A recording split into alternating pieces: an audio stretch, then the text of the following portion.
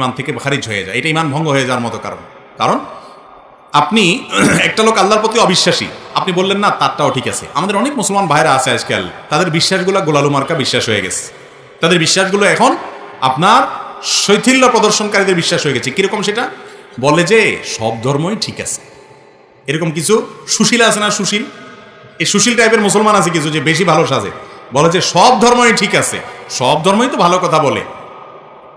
যেই ব্যক্তি আপনার মালিকের অস্তিত্বই স্বীকার করে না বা মালিকের একত্ববাদের স্বীকৃতিই দেয় না, সে কিভাবে ঠিক থাকে? তার অনেক ভালো কাজ থাকতে পারে, ভালো কাজকে আপনি ভালো বলেন, কিন্তু সে কখনো আল্লাহর কাছে গ্রহণযোগ্য ইমানদার হতে, সে ইমানদারই না, আল্লাহর কাছে গ্রহণযোগ্য বান্দা হতে পারে না। এই জন্য যে বেঈমান তাকে বেঈমান মনে করতে হবে, যে ইমানদার তাকে ইমানদার মনে করতে হবে। তার সাথে আপনাকে মারামারি করতে কেউ বলেনি, তারটা সে করুক, বাধাও দিতে বলেনি, তারটা সে করুক, কিন্তু আপনার মনে রাখতে হবে এটা ইসলাম, এটা কুফর, এটা ইমান, এটা বেঈমান, স্পষ্ট থাকতে হবে। আপনি যদি গোলালের মতো সব পাকায় ফেলান, এটা কিন্তু ইমান ভঙ্গের কারণ হতে পারে।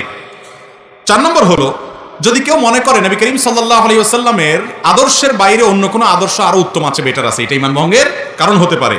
5 নম্বর হলো, যদি কেউ নবী করিম সাল্লাল্লাহু আলাইহি ওয়াসাল্লাম যত বিধিবিধান নিয়ে আসছেন এর কোনোটাকে অস্বীকার করে, অপছন্দ করে, ঘৃণা করে, না এটা আমার ভালো লাগে না, ইসলামের সব ভালো লাগে, এই যে মেয়েদেরকে আল্লাহ তাআলা ছেলেদের অর্ধেক দিতে বলেছে এটা আমার ভালো লাগে, আছে না কিছু সুশীল এরকম বলে। আরে ভাই, তোমার ভালো লাগাতে না লাগাতে কি আসে যায়? তুমি কি বুঝবা আল্লাহ কেন অর্ধেক দিয়েছেন? মেয়েরে আল্লাহ খরচের কোনো আইটেম দেয় নাই, আবার অর্ধেক দিয়েছেন কোত্থেকে? বাপের সম্পদ থেকে, মায়ের সম্পদ থেকে, আবার স্বামীর সম্পদ থেকেও ভাগ পাবে, সন্তান থেকেও ভাগ পাবে, মহর তো পাবেই। খরচ কিন্তু 1 টাকাও নাই। আর ছেলের খরচ সব জায়গায় আছে। শ্বশুর বাড়িতে গেলে মিষ্টি পোলটাটাও তার নিতে হয়, বাহার বাড়িতে গেলে ফলের প্যাকেটটাও তার কিনতে হয়, বইয়ের খানার টাকাও দিতে হয়, নিজেরটা তো দেওয়া লাগেই। তারপরেও বলা হয়েছে তার 2 টাকা। আর মেয়েরে বলছে তুমি কাউকে খাওয়াইতে হবে না, মিষ্টি কোনোটার বিল তোমার দিতে হবে না, তোমার নিজেরটাও তোমার খরচ করা লাগবে না, স্বামী দিবে, তুমি শুধু তাকায় থাকবা আর অর্ডার দিবা বসে বসে।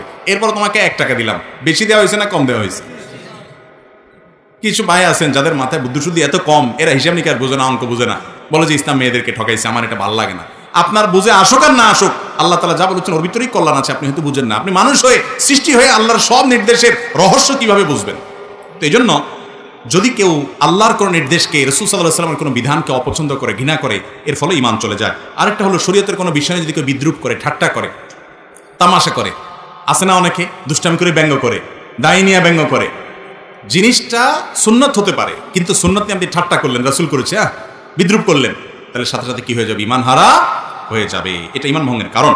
ঈমান ভঙ্গের আরেকটা কারণ হলো, ইসলামের শত্রু যারা, তাদেরকে যারা প্রত্যক্ষ মদদ দেয়, সহযোগিতা করে ইসলামের শত্রুতা করার জন্য, এরা মুনাফিক, এর ফলে ঈমান ভঙ্গ হয়।